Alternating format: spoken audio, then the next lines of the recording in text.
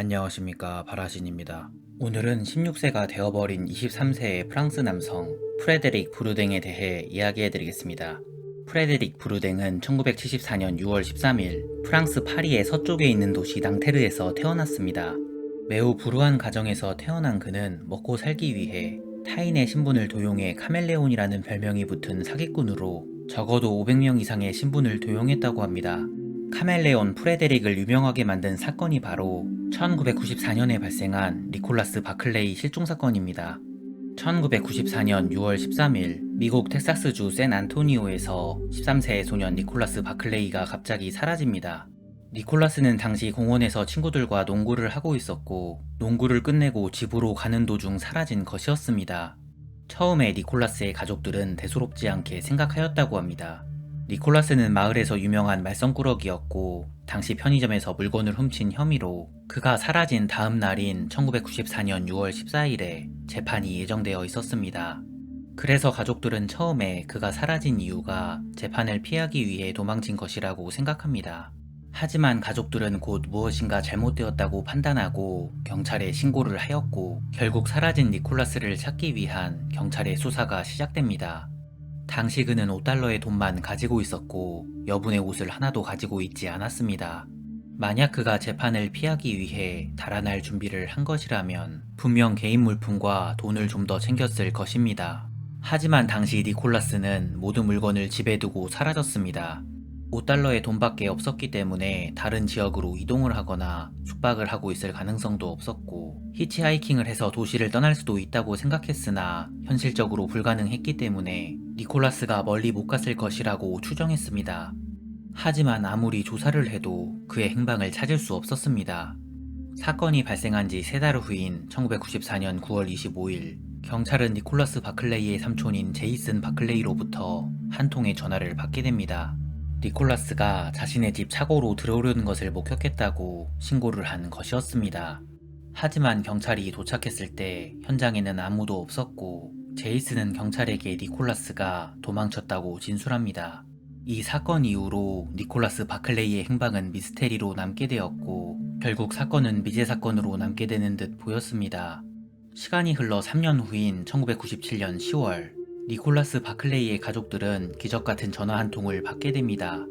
스페인에서 길을 잃고 헤매던 니콜라스 바클레이를 발견했다는 소식이었습니다. 즉시 니콜라스는 미국으로 돌아왔고 가족들과 재회하게 됩니다. 가족들은 두 팔을 벌려 돌아온 아들을 환영했습니다. 하지만 돌아온 아들은 이상한 점이 한두 가지가 아니었습니다. 1994년에 사라진 13세의 니콜라스는 금발의 푸른 눈동자를 가진 외향적이고 활달한 성격이었습니다. 하지만 1997년 스페인에서 발견되어 집으로 돌아온 16세의 니콜라스는 검은 머리에 갈색 눈동자를 가진 온순하고 매우 조용한 성격이었습니다. 누가 보아도 돌아온 남자는 니콜라스 바클레이가 아니었고 니콜라스의 삼촌 제이슨 바클레이도 돌아온 남자가 니콜라스가 아니라고 말했지만 니콜라스의 부모님은 그가 자기 아들이 확실하다고 주장합니다. 이 사건은 언론에 보도되어 헤드라인을 장식했고 매일같이 니콜라스의 집에 취재진과 기자들이 몰려듭니다. 니콜라스가 사라지고 3년간 무슨 일이 있었는지 알아내기로 결심한 수사당국은 사건을 좀 더 조사하기로 합니다. 돌아온 니콜라스의 진술에 따르면 당시 그는 친구들과 농구를 끝내고 공원에서 집으로 돌아오는 길에 누군가에게 끌려갔다고 진술합니다. 그리고 정신을 차려보니 본인의 의지와 상관없이 비행기를 타고 유럽으로 이동하게 되었다고 합니다. 니콜라스는 신분을 감추기 위해 누군가가 자신의 눈 색깔을 바꾸고 머리를 염색시켰다고 주장합니다. 그리고 그는 3년 후 국적으로 탈출하여 스페인 경찰에게 발견되었고 자신이 미국인 니콜라스임을 주장하여 이렇게 다시 고향에 돌아왔다고 진술한 것이었습니다. 이 말도 안 되는 이야기를 듣게 된 사립탐정 찰리 파커는 돌아온 니콜라스를 의심하기 시작합니다. 결국 1998년 2월 법원의 영장을 받은 FBI가 돌아온 니콜라스의 지문과 혈액을 확보하여 DNA 테스트를 진행합니다. 조사 결과 놀랍게도 그는 니콜라스 바클레이가 아닌 23살의 프랑스 남성 프레데릭 브루댕이었습니다. 인터폴의 수배를 받던 프레데릭 브루댕은 카멜레온으로 알려진 프랑스의 유명 사기꾼이었습니다. 그는 평생 타인의 신분을 도용하면서 살았고 놀랍게도 500명 이상의 신분을 도용한 전적이 있었습니다. 그는 어느 날 미국에서 사라진 니콜라스 바클레이의 이야기를 듣게 됩니다. 이때 마침 주변에서 자신이 사라진 니콜라스와 닮았다는 이야기를 듣게 되었고 결국 그를 사칭하기로 계획한 것이었습니다. 이렇게 23세의 프랑스 남성 프레데릭 브루댕은 스페인 당국, FBI, 그리고 니콜라스 바클레이의 가족들을 속여왔던 것이었습니다. 하지만 사리탐정 찰리 파커는 니콜라스와 전혀 닮지도 않은 프레데릭을 받아들인 니콜라스의 가족들을 의심하기 시작합니다. 사립탐정 파커는 당시 유일하게 의심을 했던 가족 구성원인 니콜라스 바클레이의 삼촌 제이슨 바클레이와 인터뷰를 잡게 됩니다. 하지만 갑자기 제이슨은 미스테리한 이유로 인터뷰 전 세상을 떠나게 됩니다.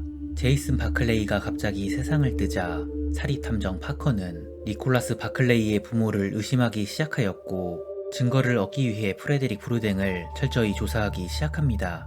당시 프레데릭 브루댕은 1998년 9월 6년형을 선고받고 복역 중이었습니다. 놀랍게도 조사 도중 프레데릭 브루댕은 알 수 없는 진술을 합니다. 당시 니콜라스 바클레이의 부모가 자신이 가짜라는 사실을 알고 있었다는 것이었습니다. 프레데릭 브루댕은 니콜라스 바클레이의 부모가 니콜라스의 실종에 관련이 있다고 진술했고 이 사실을 숨기기 위해 자신을 받아들인 것이라고 주장합니다. 사립탐정 파커는 갑작스럽게 인터뷰 전 세상을 떠난 제이슨 바클레이와 프레데릭 브루댕의 증언을 바탕으로 니콜라스 바클레이의 부모를 의심하였지만 진술만 있을 뿐 결정적인 증거가 없었습니다. 다만 니콜라스의 어머니에게 시행한 거짓말 탐지기에서 일부 진술이 거짓으로 나온 사실이 사건을 좀 더 미스테리하게 만들고 있었습니다.